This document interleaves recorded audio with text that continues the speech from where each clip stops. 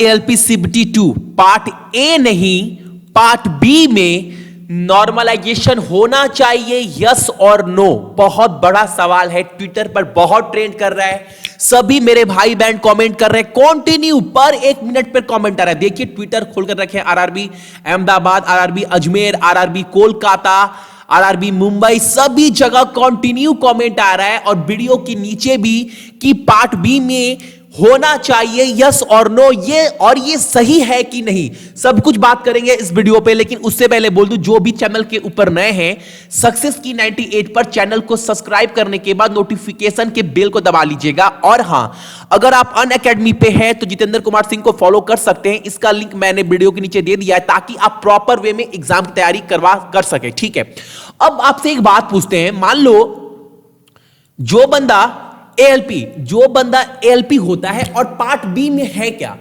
Part B में जो question आते हैं वो ट्रेड वाले आते हैं। ठीक है, अगर आपका ट्रेड का ही कंसेप्ट क्लियर नहीं है तो आपको लगता है वो उचित ड्राइवर बन पाएगा? ये पहला क्वेश्चन। ठीक है, अब मैं आपको दिखाता हूं ऑफिशियल नोटिफिकेशन।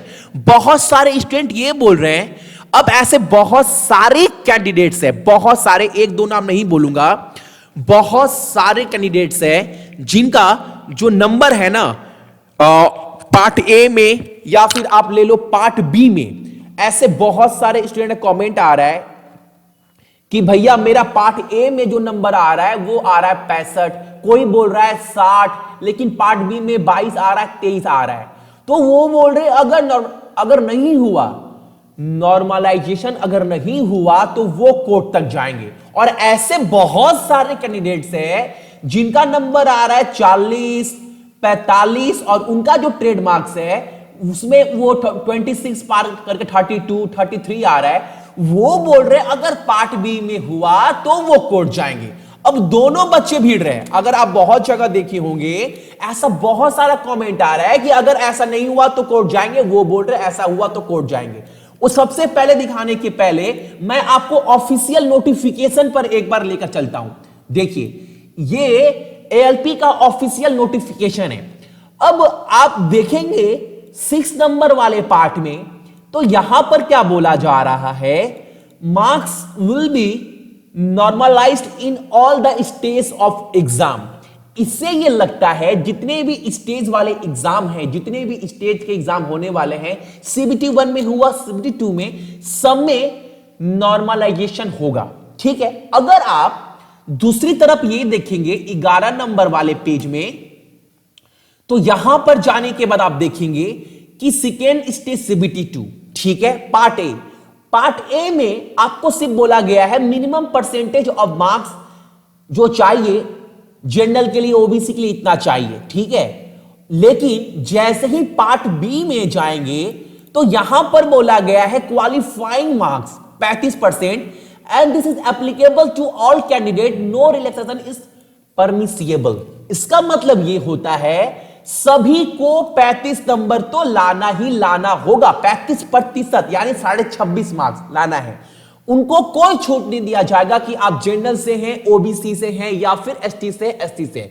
यानी रेलवे को कहीं ना कहीं ये लग रहा होगा अगर यहां पर भी अगर छूट दिया जाता तो कैटेगरी वाइज छूट मिलता, लेकिन यहां पर छूट क्यों नहीं दिया गया? सबसे बड़ा बात है, जैसे पार्ट ए में दिया जा रहा है पार्ट बी में छूट क्यों नहीं दिया जा रहा है? सबसे बड़ा क्वेश्चन है। एक तथ्य तो यह है क्यों छूट नहीं दिया जा रहा है, क्योंकि रेलवे को लग रहा है कि अगर आप एएलपी का एग्जाम दे रहे हैं तो आपको पार्ट बी में सारे कैंडिडेट्स को इतना नंबर लाना है।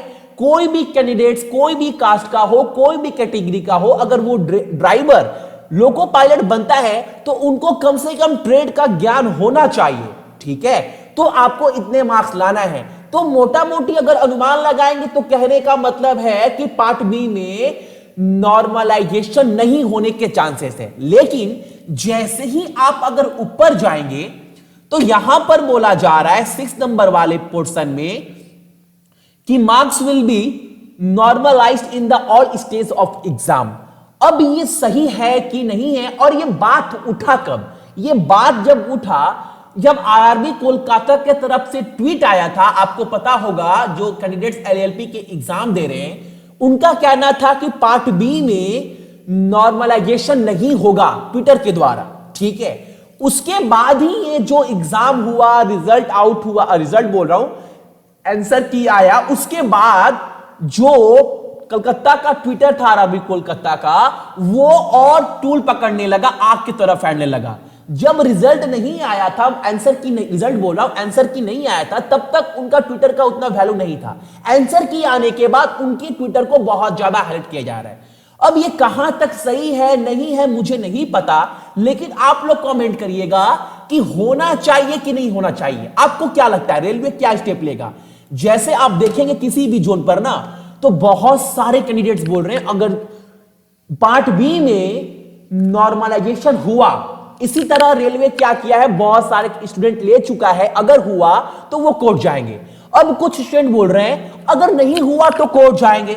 अब आप एग्जाम दिए हैं एएलपी का, आपको क्या लगता है होना चाहिए कि नहीं होना चाहिए? एक बार मैं कमेंट देखूंगा, यस और नो आपका, और जिन्होंने को बोलिएगा, जिन्होंने एग्जाम नहीं भी दिया है वो भी बोलिएगा, आपको क्या लगता है पार्ट बी में जो ट्रेड का एग्जाम है उसमें होना चाहिए कि नहीं होना चाहिए? आपकी राय क्या बोलता है?